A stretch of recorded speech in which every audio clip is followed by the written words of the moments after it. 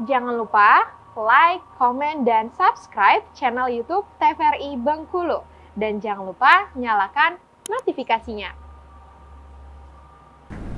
Assalamualaikum warahmatullahi wabarakatuh. Selamat pagi pemirsa, bagaimana kabarnya? Semoga dalam keadaan sehat dan tetap semangat dalam menjalankan harinya. Senang sekali saya Kul Anasrullah bisa membersamai dalam 1 jam ke depan di Opini Obrolan Pagi ini.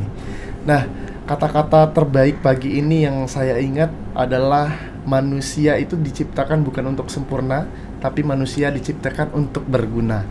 Dengan tema kita pada hari ini yaitu peduli terhadap sesama, kita sapa dulu narasumber kita pagi ini yaitu Ibu Ristina Pratiwi. Halo, Ibu. Iya. Sehat Ibu? Alhamdulillah sehat walafiat. Terima kasih sudah datang di studio kita ya. Sama-sama. Gitu. Nah, Ibu Ristina Pratiwi ini selaku ahli gizi ya. Iya.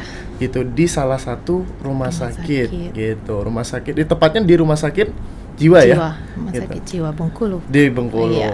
Oke. Nah, sebelum kita masuk ke tema nih, peduli terhadap sesama, pasti banyak nih pengalaman-pengalamannya dengan pasien. Tapi pengen tahu dan pengen gali juga background dari Ibu Ristina Pratiwi ini gitu. Oh, iya. Kalau biasa dipanggil siapa sih, Bu? Panggil di rumah biasanya dipanggil Tiwi, lebih akrabnya sih enak panggil Tiwi aja kali Iya, ya. Bu Tiwi ya. Jadi nggak kepanjangan. Oke.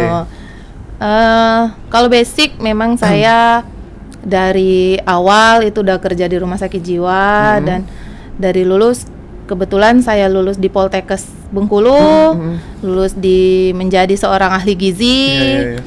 Yang mengembirakan. Iya. Saya bisa kerja dengan orang-orang yang ya dibilang berkebutuhan lain dengan benar. orang yang dibilang ODGJ. Itu suatu pengalaman yang sangat-sangat Luar biasa sih. gitu. Itu. Tapi kalau aslinya Bengkulu kah? Saya kebetulan memang lahir di Bengkulu, tetapi darahnya darah orang mana nih? Darahnya darah di Bengkulu Selatan. Ibu, ayah Bengkulu Selatan semua? Ya, ibu sama ayah aslinya Bengkulu Selatan. Kebetulan mungkin kerja kemarin di Bengkulu, jadi netepnya di Bengkulu. Sayanya udah lahir di Bengkulu. Oke, berarti lahirnya di Bengkulu ya? Lahirnya Kecil di Bengkulu. Kecil di Bengkulu. Pun sampai kuliah dan sampai kerja ya? Kerja di Bengkulu. Sampai sekarang gitu. Ya. Nah, menjadi ahli gizi nih gitu ya di salah satu rumah sakit jiwa. Awalnya memilih gizi, apakah memang orang tua yang menyarankan gizi atau memang orang tuanya juga di gizi atau seperti apa nih?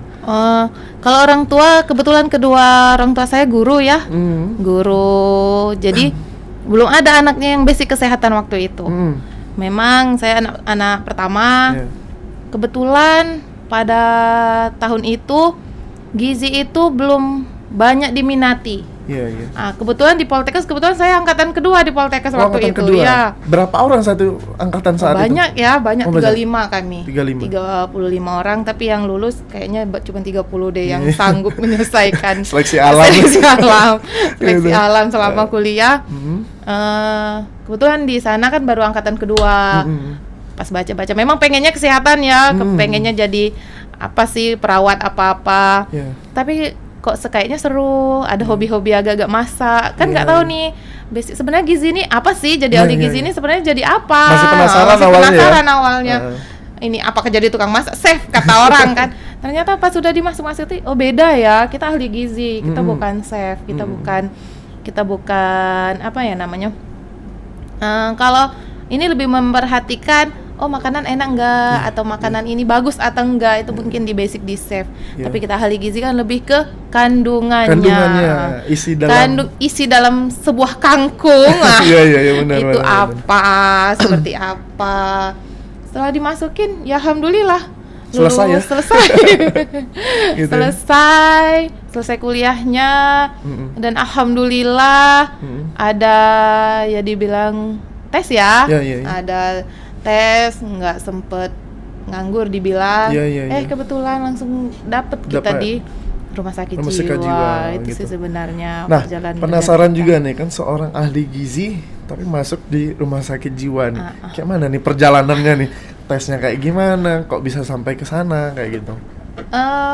Awalnya ya itu tadi dibilang, ternyata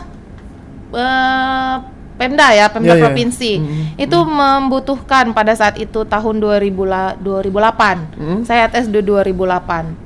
Itu ahli gizi mungkin pada saat itu memang masih kurang.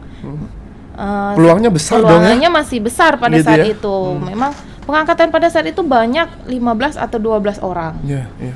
Jadi, wah kita baru lulus nih, lagi sombong-sombongnya katanya. Fresh graduate ya, gitu kan. Lagi ini.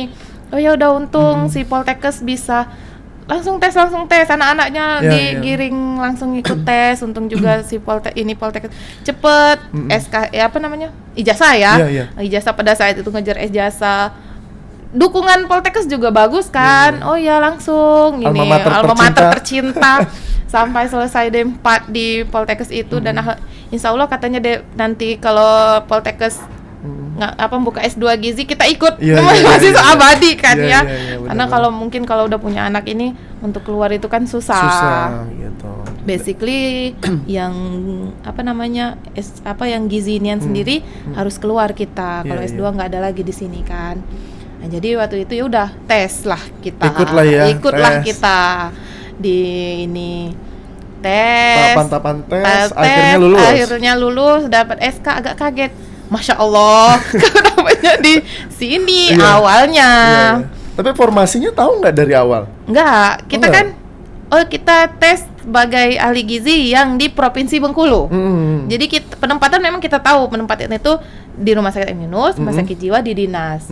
Toh besar harapannya, pengennya awalnya itu ya M. Yunus kata orang yang rumah sakit yang kita besar gimana. Pada saat dulu kita kayaknya Rumah Sakit Jiwa itu gimana gitu kan. Agak-agak horor gitu. Ini agak-agak horor, jadi memang agak shock sih memang awalnya. Pas SK keluar ya? Pas SK keluar itu agak kaget. Berapa orang saat itu? Kebetulan dari kami 12, itu yang hanya bertiga kami di Rumah Sakit Jiwa. Hanya bertiga. Jadi memang kami bertiga itu kan di situ ditulis tuh Rumah Sakit Jiwa Suprapto. Mikir ada ya rumah sakit di Suprapto awalnya. Karena kita memang benar-benar nggak tahu sih sebenarnya seperti apa sih rumah sakit ini. Ternyata sudah di sini saya disuruh pindah pun sepertinya saya agak cinta dengan Rumah Sakit Jiwa. Berarti sudah dinas ini sudah bekerja lebih kurang berapa lama? Dari 2009 ya. Kalau tesnya 2008 2009. Lebih kurang 14 tahun 14 kali tahun ya. Waduh, 14 tahun udah banyak banget tuh nemuin pasien mungkin ya, nemuin orang-orang dalam berkebutuhan kayak gitu. Kayak gitu. Nah, lanjut lagi nih. Setelah masuk kan pertamanya SK kan agak horor ya gitu ya. Nah, kalau cerita masuk misalnya perjalanan pertama mungkin kerja sebagai ahli gizi di sana kayak gitu. Gimana tuh ceritanya? Apa yang dirasakan? Ya, masuk pertama ke Rumah Sakit Jiwa jujur aja ada rasa takut. Melihat kenapa takutnya? Kita punya pasien bermacam-macam seperti itu. Dan maaf bilang tuh nggak bisa kita berkomunikasi dengan lancar ya? Dengan yang ya kita harus. Saya ahli gizi ya. Jadi bertanyanya bukan kalau mereka yang dokter mungkin bisa dilihat seperti ini. Kita kan harus ngobrol. Adakah riwayat Bapak sakit apa kemarin-kemarin? Apa yang harus saya berikan sama Bapak? Jadi sama Ibu. Jadi memang agak gimana ngadapin si pasien ini seperti itu. Kan memang bilang asuhan pasien. Kita punya asuhan gizi. Satu pasien itu kita punya asuhannya. Jadi di situ kita tanya riwayat penyakit Bapak apa, Ibu apa, penyakit si pasien kita apa. Jadi kalau misalnya ada ODGJ yang tidak bisa berkomunikasi dengan baik, kayak gimana tuh? Apakah bantuan dokter juga atau seperti apa? Kita prosedurnya itu. Waktu saat visit kita sharing sama si dokter dan mungkin ada keluarganya, yang keluarga yang nganter. Bisa digali juga informasinya ya. Gitu. Si perawatnya juga, tolong Mbak sekalian. Kami saling bantu lah ya, PPA, pemberi asuhan itu. Pemberi asuhan di rumah sakit itu dibilang PPA. Jadi banyak di situ, apoteker, ahli gizi, dokter, psikiater, psikolog. Jadi ya saling sharing. Oh, pasien ini gini-gini loh Mbak, gimana ini gini-gini ya, seperti itu. Jadi Oke. dapet lah. Baik, ditahan dulu nih Oke. ceritanya nih. Kita bakal gali-gali lagi tentang cerita-cerita keseruannya, bagaimana mungkin pelayanan juga dari rumah sakit terhadap orang-orang dalam gangguan jiwa juga gitu. Untuk Ibu ditahan dulu, dan untuk para pemirsa jangan kemana-mana, kita tetap di Opini Obrolan Pagi ini.